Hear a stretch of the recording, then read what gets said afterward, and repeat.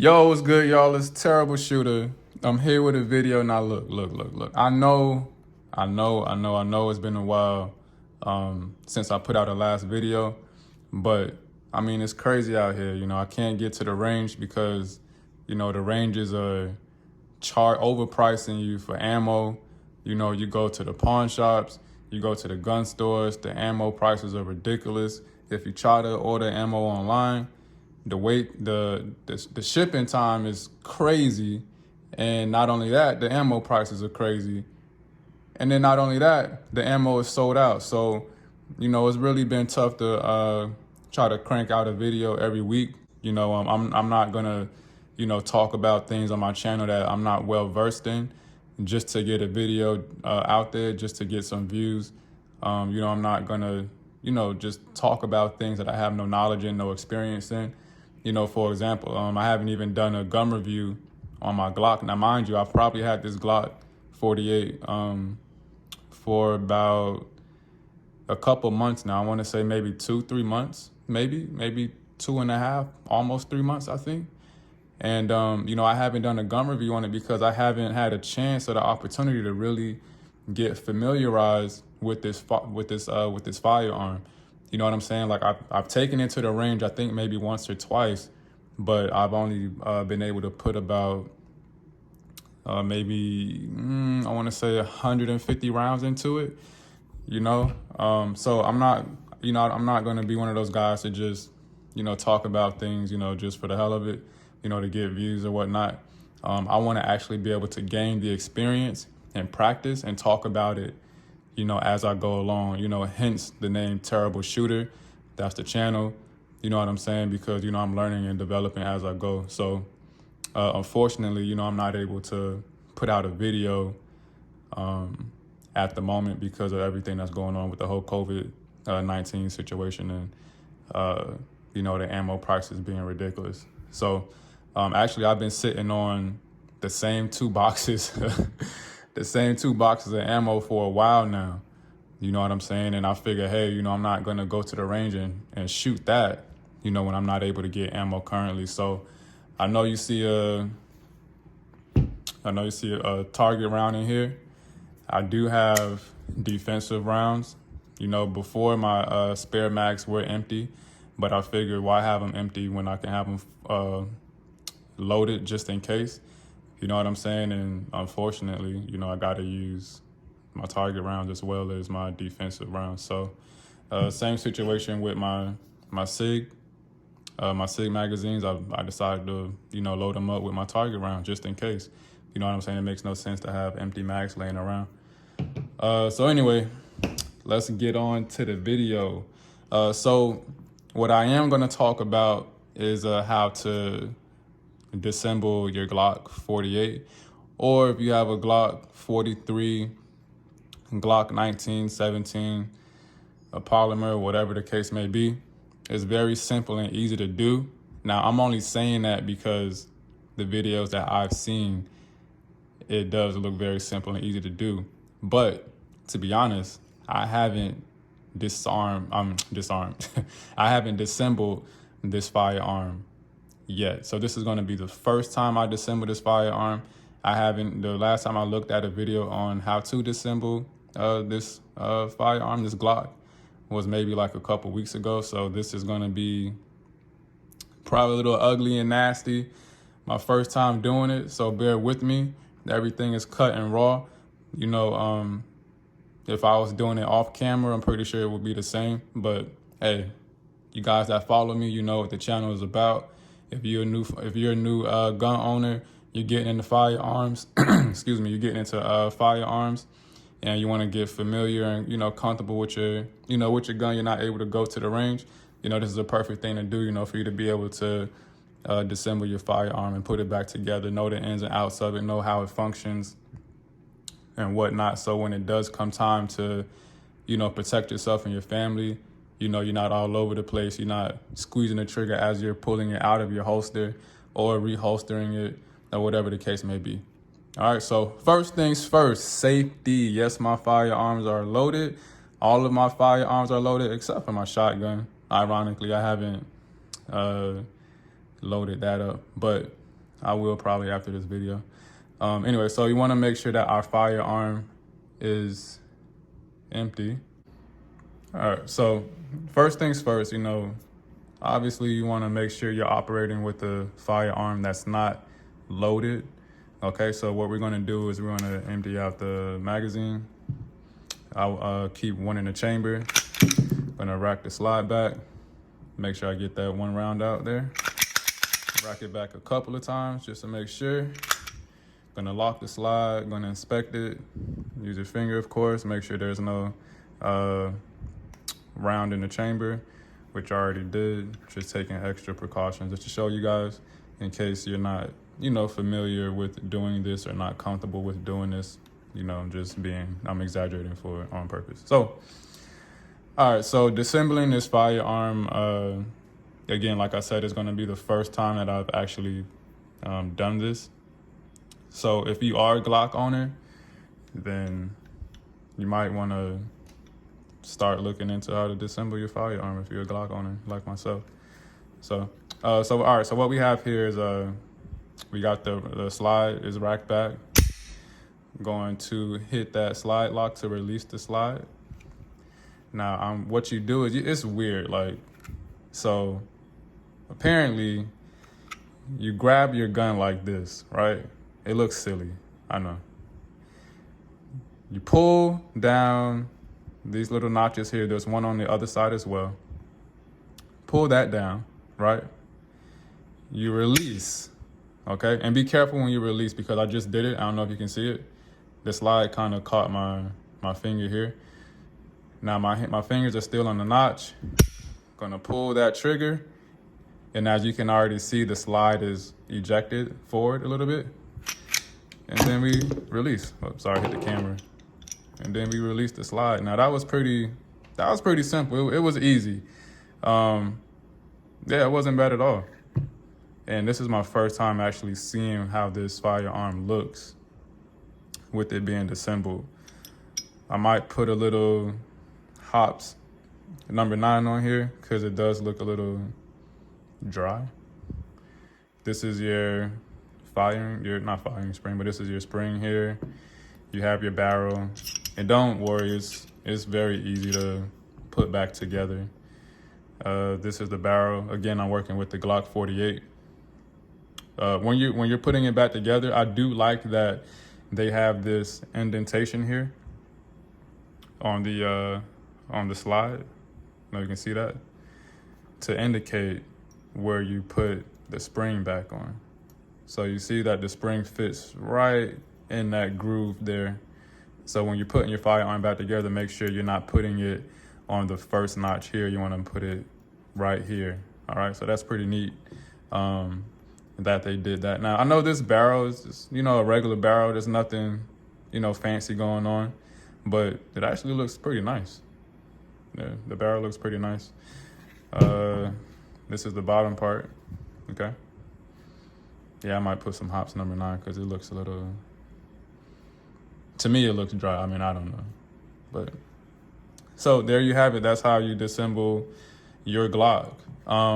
It is very easy to do. It's not tough. It's just a little weird how you have to hold the firearm to take the slide out compared to my SIG. Let me make sure this is empty. Compared to my SIG, I find it a lot easier to do. You know what I'm saying? Maybe because I've done it like so many times. Maybe that's why I feel the way I feel, but I feel like it's more comfortable in my hands to disassemble my SIG as opposed to the Glock having to do like a couple of things simultaneously to, take the slide out. So gonna make sure that's back how it was, put that off to the side. Now, an interesting thing that I want to share with you, as I attempt to put this back together, and I already messed up. As I attempt to put this Glock 48 back together, is this has been my carry, my everyday carry. To be honest, I know I don't talk a lot of shit about the Glock, but I've expressed how I feel about the Glock as opposed to, you know, the ergonometry and, you know, the aesthetic appeal of this firearm. However, you know, I've been carrying this firearm every day. I don't even carry my SIG anymore. Now, I know that sounds crazy, but it's not actually, because I don't want to get into a habit of carrying one Glock one day. I mean, carrying one Glock, I only have one Glock. Carrying one firearm one day, then carrying a different firearm. Like, I want to be as consistent as possible. Everything that I want to do, I want it to be consistent, meaning that, you know, for example, with my Glock 48, I do an appendix carry. You know what I'm saying? With my SIG P320, I do about a 430, 4 o'clock-ish, inside the waistband, kind of on my hip type of carry, right? I don't want to go back and forth with doing that. You know what I'm saying? So I've been carrying this Glock 48 for like the past, since I've gotten it. I've been doing appendix carry. You know what I'm saying?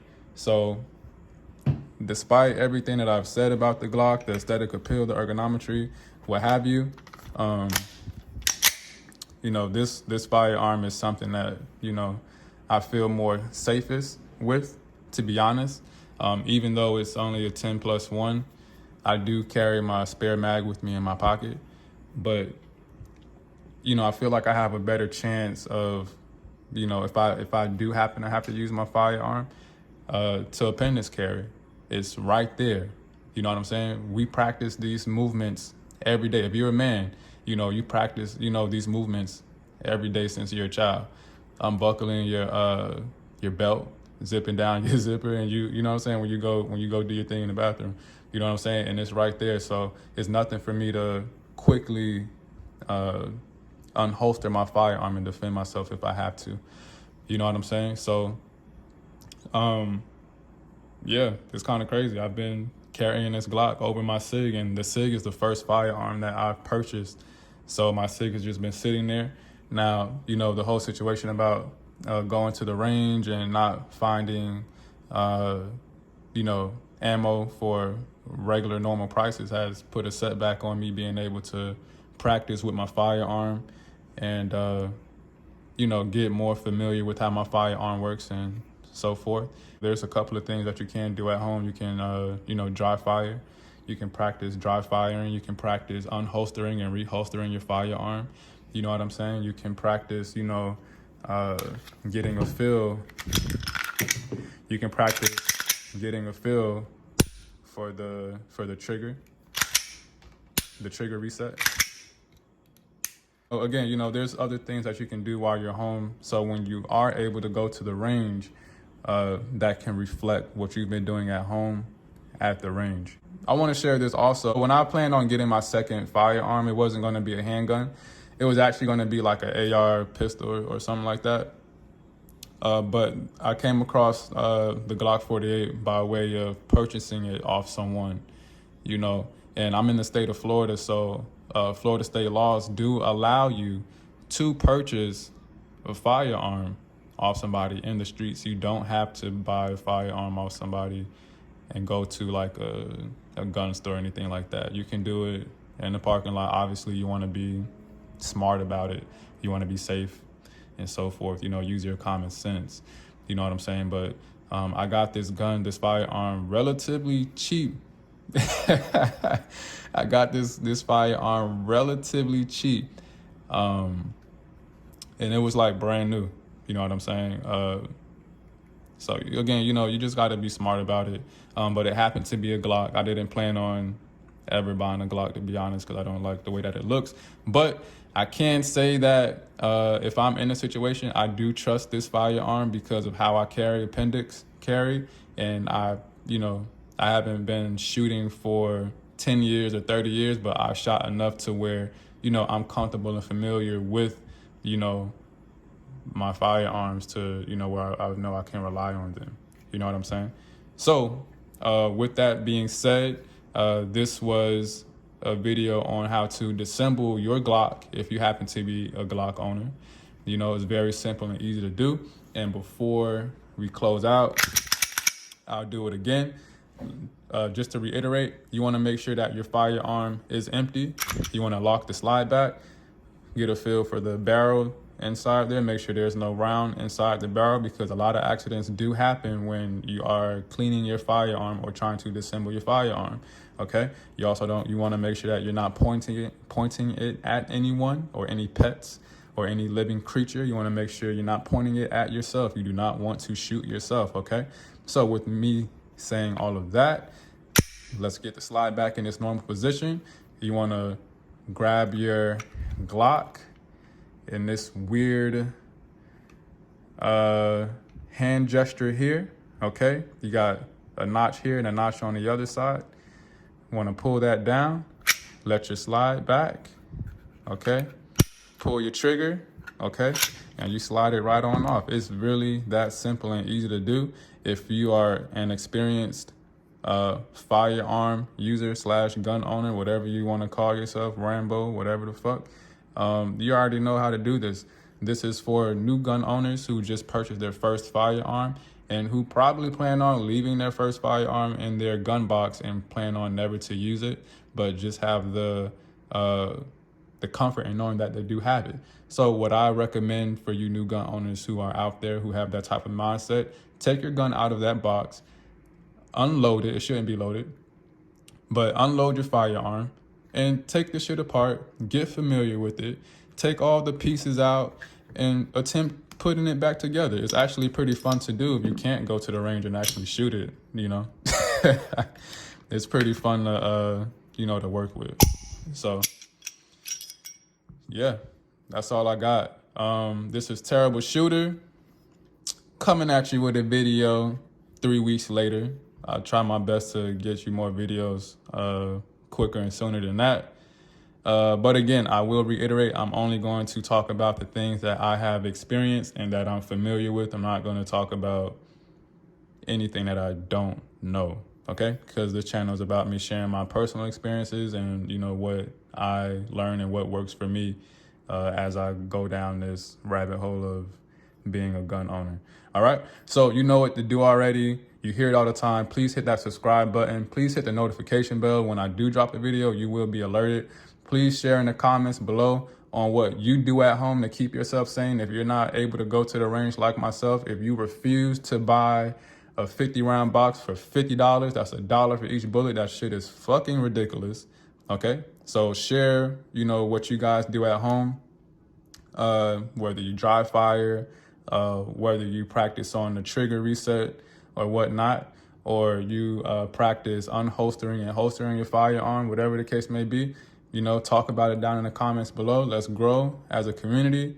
Let's show that these experienced gun owners out there that shoot every day, that have an unlimited supply of ammo, that we are responsible new gun owners, and we do want to take the time to, do what it takes to, respect the Second Amendment and be a part of the Second Amendment. Okay, so thank you for tuning in. Terrible Shooter, we out. Peace.